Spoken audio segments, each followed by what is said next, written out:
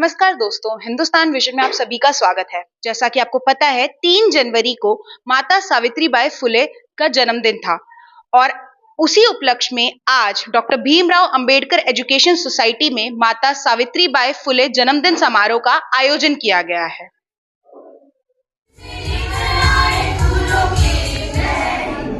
सभी बंधनों को तोड़ते हुए अपनी पत्नी को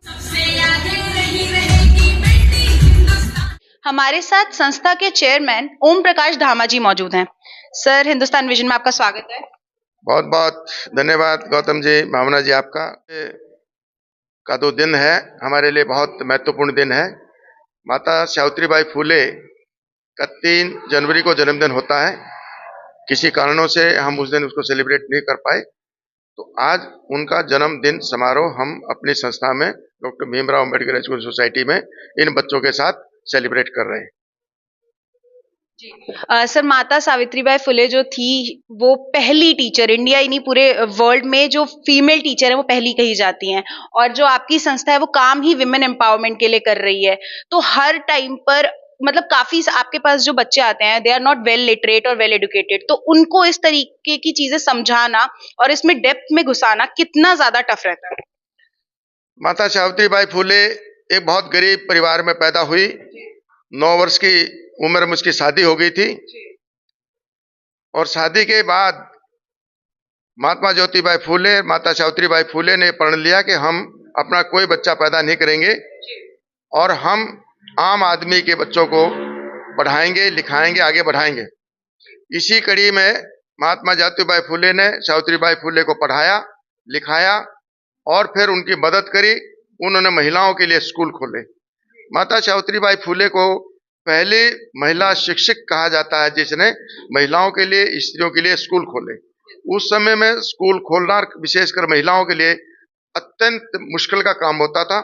जब वो स्कूल में पढ़ने जाती तो उस पर तरह तरह के लांछन लगाए जाते थे, कीचड़ फेंका जाता था, अंडे फेंक दिए जाते थे, टमाटर सड़े हुए फेंक दिए जाते थे, लेकिन उसने हार नहीं मानी। और यहाँ तक उनकी हिम्मत को हम हौसला देंगे और सलाम भी करेंगे कि जब वो स्कूल में पढ़ने जाती थी 2 साड़ियाँ ले जाती थी। एक साड़ी बैग में, एक पहन के जाती थी, तो गली कुचे में जब भी लोग उस पर कीचड़ मारते तो वो उनको जाकर उसमें स्कूल में उतार देती, दूसरी साड़ी पहन के बच्चों को पढ़ाती थी। इतनी बात। इसी कड़ी में हमारा जो ये एजुकेशन सोसाइटी है, डॉक्टर भीमराव अंबेडकर सोसाइटी, इसका भी मकसद यही था। इसको स्थापित करने का उद्देश्य एक ही था कि हम महिलाओं को ज्यादा से ज्यादा पढ़ाएं, इनको एम्पावर करें और उनको सशक्तिकरण करके उनका उत्थान करें। क्योंकि जब तक महिलाएं सशक्त नहीं होंगी, पढ़े नहीं गई, तो देश तरक्की नहीं कर सकता। डॉक्टर अंबेडकर जी महात्मा ज्योतिबा फुले के बहुत फॉलोवर थे, बहुत बड़े अनुयायी थे और उस समय उन्होंने भी उनसे शिक्षा लेकर के और उनके पद चिन्हों पर चले। और दूसरी बात एक और है कि मेरी धर्मपत्नी श्रीमती निर्मल धामा, जो अब नहीं है, उन्होंने भी एक प्रण लिया था कि मैं स्वयं पढ़ूंगी और बच्चों को पढ़ाऊंगी। जब हमारी शादी हुई तो वो 10वीं पास थी, उन्होंने बीए किया, अधिकारी बनी और महिलाओं के लिए उन्होंने बहुत काम किया।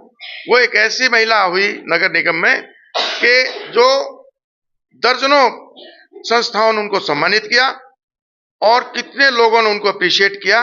रिटायरमेंट के बाद भी कोई ऐसी शहर की संस्था नहीं थी जिन्होंने उनको सम्मानित नहीं किया। और मैं ये कहता हूं, महात्मा सावित्रीबाई फुले की असली जो उसको क्या कहते फॉलोवर थी, वो श्रीमती निर्मल धामा थी। और ये बच्चे आज उन्हीं के पद चिन्हों पर चल करके आगे बढ़ रहे हैं। हमारे इन बच्चों को प्रति शुभकामनाएं हैं, बहुत बहुत आशीर्वाद है और हम ये चाहते हैं ये बच्चे आगे बढ़े, अपने जीवन में आगे बढ़े और आगे चल करके माता सावित्रीबाई फुले ने जो रास्ता दिखाया था उसको और आगे बढ़ाए, उस रास्ते पर चले। Thank you so much. तो जैसा कि अभी सर ने भी कहा कि अगर मतलब एक देश की स्थिति अगर आपको पता करनी है कि वो कितना डेवलप्ड है, तो उसमें आप देख लीजिए कि कितनी स्त्रियां लिटरेट इनफ हैं। और मैं हमेशा कहती हूँ एजुकेशन सभी के लिए नीडेड है, लेकिन अगर एक मेल एजुकेटेड और लिटरेट होगा तो वो केवल एक घर को संभालेगा, लेकिन अगर एक फीमेल लिटरेट होती है तो वो 3 घरों को संवारती है। तो हर फीमेल को जैसे भी पॉसिबल हो पाए अपने आप को लिटरेट करना चाहिए। हर एक जो करिकुलर एक्टिविटीज है उसमें अपना पार्टिसिपेशन जरूर रखना चाहिए, और माता सावित्रीबाई फुले उसके लिए बहुत बड़ा उदाहरण है। जुड़े रहिए हमारे साथ, देखते रहिए हिंदुस्तान विजन। मेरे सहयोगी सुरेश गौतम के साथ मैं भावना पाठक।